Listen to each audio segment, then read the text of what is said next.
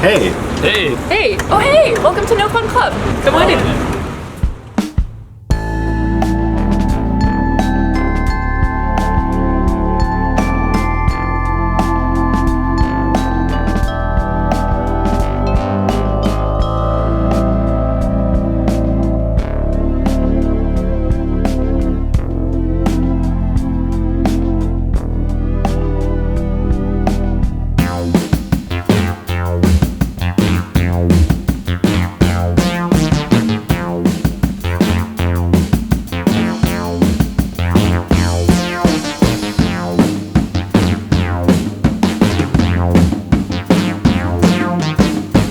Hey, I'm Riley Hill. I'm an engineer and producer, and we're here in Studio A at No Fun Club in beautiful Winnipeg, Manitoba. So some of the standout features of this particular room are the Sphere console, which is a really rare vintage console, really good sounding, sort of API-ish preamps, and a really interesting EQ.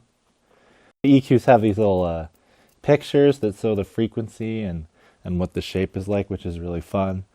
Got a ton of auxiliary sends and stuff on this desk, and really good sounding preamps. Both studios and No Fun Club, it's really easy to go between tape and digital. We have the tape machines over there.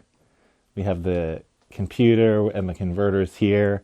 Burl converters on a mothership, and we just got a new channel, so we have 32 in and 32 out, which is great because sometimes we were running out of channels in before, but that's not going to be an issue anymore. We have these Studer tape machines in the studio. If you want to use tape, these machines are kind of some of the best you can get because they were right at the end of when Studer was making tape machines.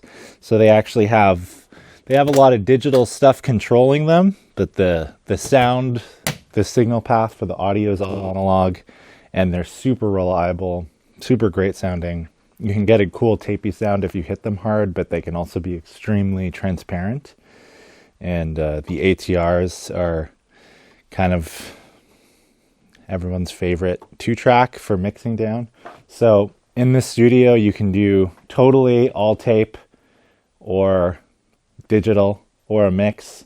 And it's just as easy as switching a few big connectors back here that set everything on the patch bay to either be the computer or tape machine. Have a really good selection of outboard gear here in this studio. A Fairchild 670, which is sort of the flagship piece of gear we have at the studio. Got all the Pultecs, Moog EQ, GML. Over on the preamp section, there's a Neve console in Studio B, but if you want the Neve sound in here, we have some Neve pre's that are in really good shape.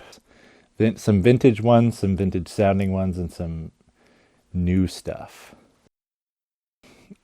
We have a vintage ARP 2600 here at the studio, which people are a little afraid of, but they shouldn't be. It is really good for sciencey sounds, but it's you can also use it as an effect. It has a spring reverb. It has an envelope follower, so you can use it to have one sound control another sound. It's super versatile. Some classic digital effects as well. We have a harmonizer that's in good working condition, so that's a really fun effect to use. You can do pitch shifting. Also the AMS RMX 16, which is a beautiful digital reverb. There's also a rare RCA limiter, tube limiter, which is also amazing sounding. We've got this tone chicken, helps everything sound better. So yeah, usually when I'm working in here, I like to use a lot of analog stuff on the front end and then get everything into Pro Tools and do mixing in there. So some of my favorite pieces of gear are, I love this Spectrasonic 610 compressor. The Retro 176 is also great. That's like a tube version of an 1176 sort of. Obviously the Fairchild's really good. It has a very warm sound and there's not too many things to tweak, so gear like that is fun because it either works or it doesn't. So if it doesn't work, you just take it off. Also, this is a really interesting preamp down here. This is pulled out of a Trident console. It's been modded to take unbalanced inputs, and so it sounds great for if you're doing a DI'd bass or DI synth or something or guitar, you flip it over to unbalanced and get some really cool color going into the computer. Something that's really unique about this studio also is that we have an echo chamber, like a real life echo chamber under Studio A. So it's around the same size as Studio A, but it's just a big empty room. This is the echo chamber under Studio A.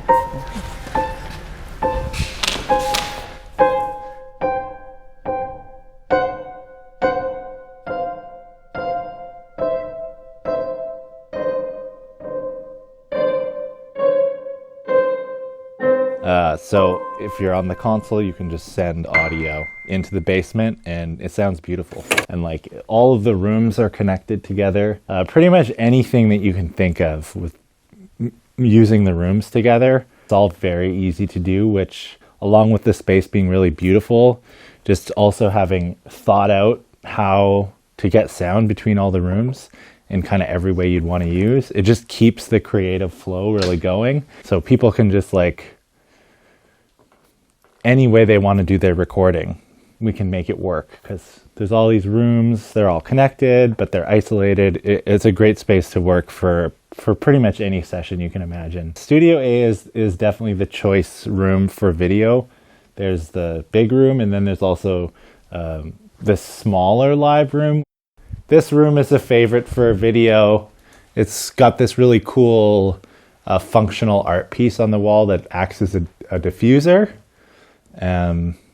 This room is smaller than, there's two live rooms in the studio. There's the large live room, and then this is the smaller one.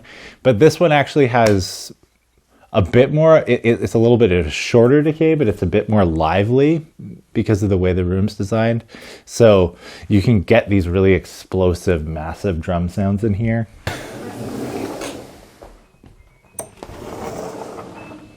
Hi, Joe. We don't mind. We're just walking through. No, it's cool. So we're just getting our piano tuned right now for an upcoming session. We have a few different pianos here, different sound options. And yeah, this is the big live room. This is where people usually like to shoot video. This room is cool because it's bigger. You can get a long decay, but if you put the mics close, you don't necessarily get it. So you can have a big wide open kind of drum sound, or if you put some baffles up, you can get something tighter. So it's a pretty versatile room, and we've just treated it not to make it dead, but just to sort of control the low end so that it's not too boomy. We took time doing it. We tried putting up a few, and then we tried putting up a few more until we felt like, okay, this is good. If you make it too dead, then it's like, well, we had this big room and now it's just dead. So we tried slowly adding these on to find the amount that worked for the room. And there's Rob. That's a great segue.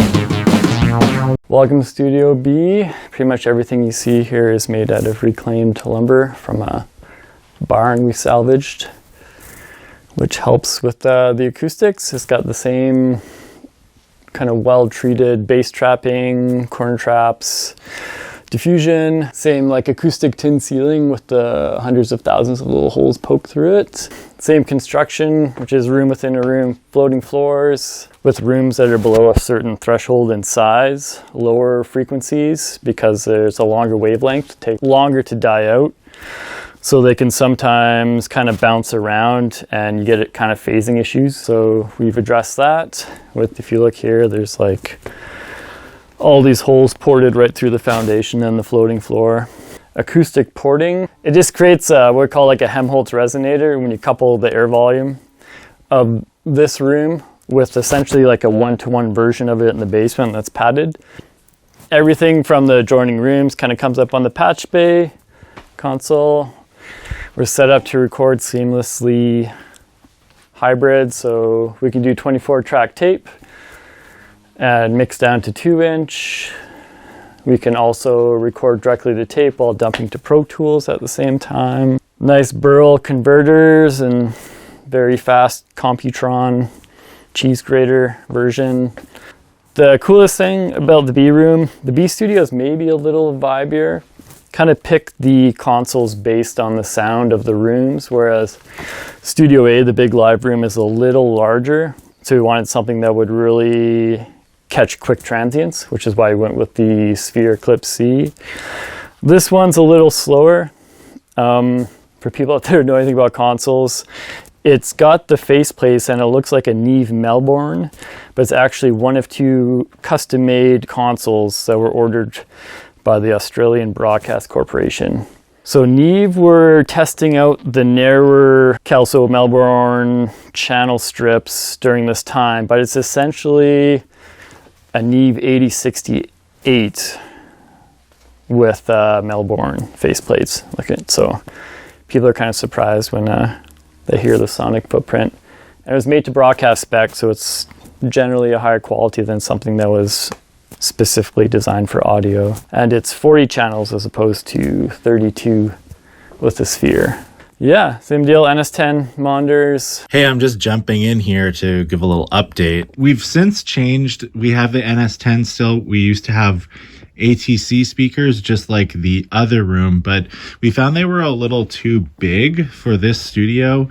We've since replaced them with these Telegrapher Gorillas and the massive Telegrapher Elephant Sub.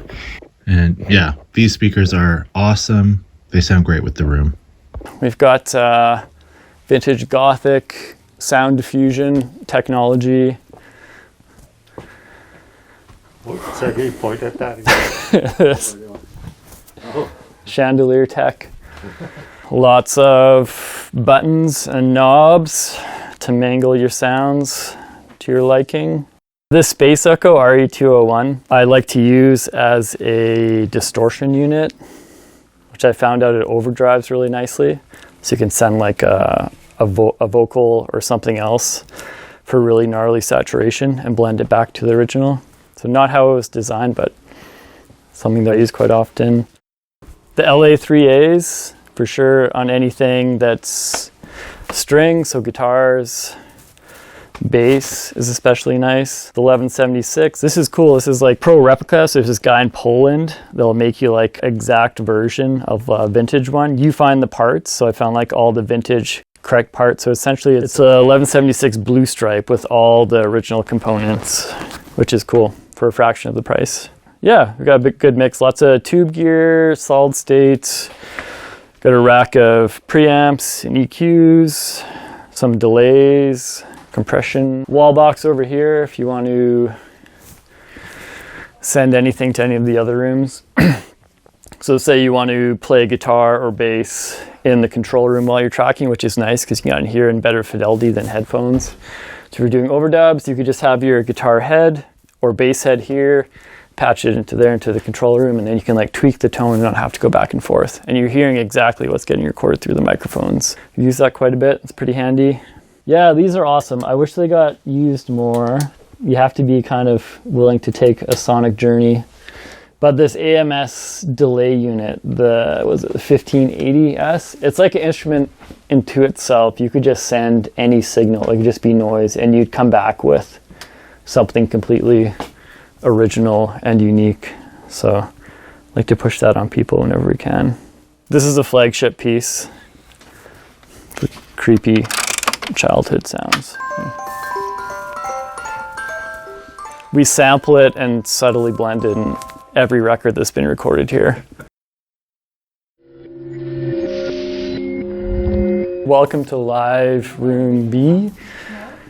These are the live rooms for the B studio. This is the largest one. It's a little smaller than the big room in A. Similarly, didn't want to over-treat it, so it's got a decent amount of kind of bass trapping to take care of some of the work. Same sawtooth ceiling to get rid of flutter echoes. The one thing that's cool in this room is you can see all the slotted absorption. That's actually lymph membrane absorption. That's what it's called.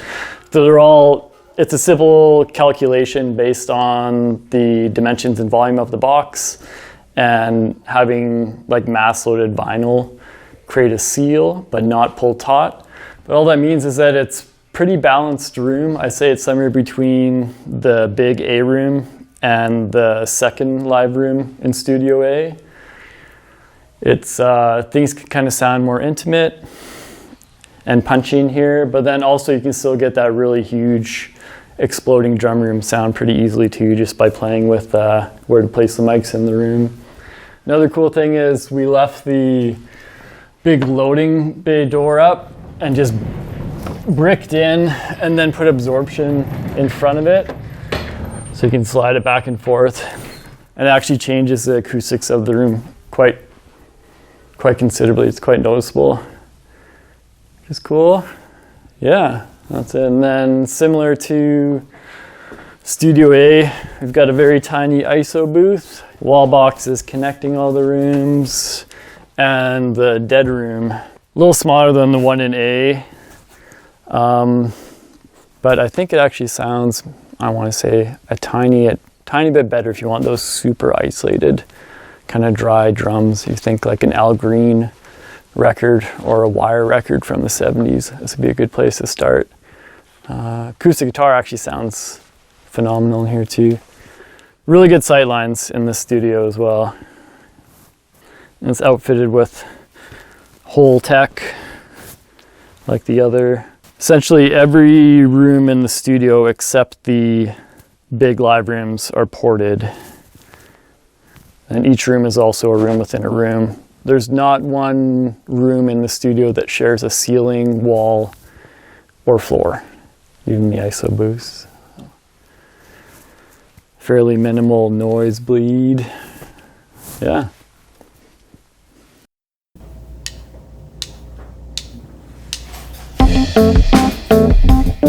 Hey, I'm Sierra Noble.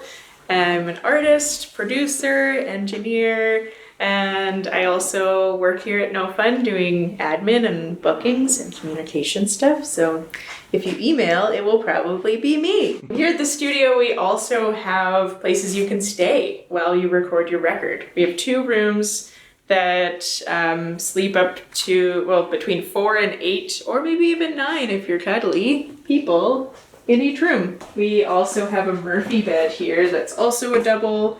It can fold up to make more space if you don't need it. And way up here, my favorite is the queen loft bed.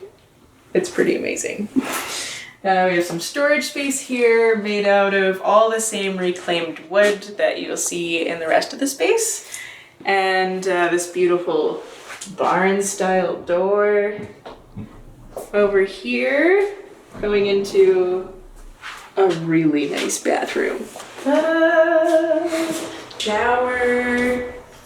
It's pretty beautiful. So yeah, you can clean up and get ready for your recording day and get a good night's sleep, and you don't have to leave ever.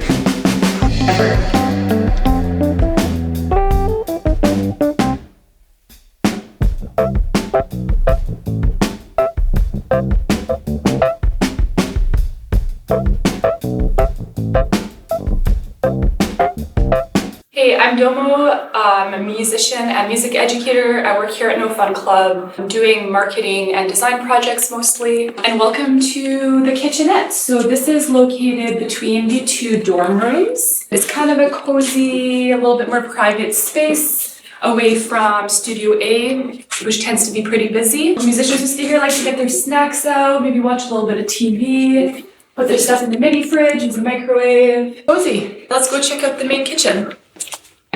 This is the main kitchen at the studio. It's located near Studio A, and it's a full kitchen. There's a stove, oven, fridge, freezer, pots and pans, microwave oven, toaster oven. Everything you need to cook up a storm for your team, whether you're here for the day or for the week.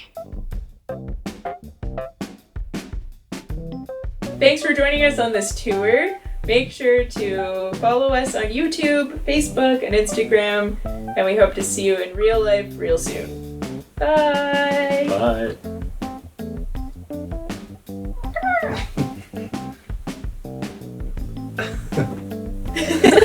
Guys, I like it. Bye.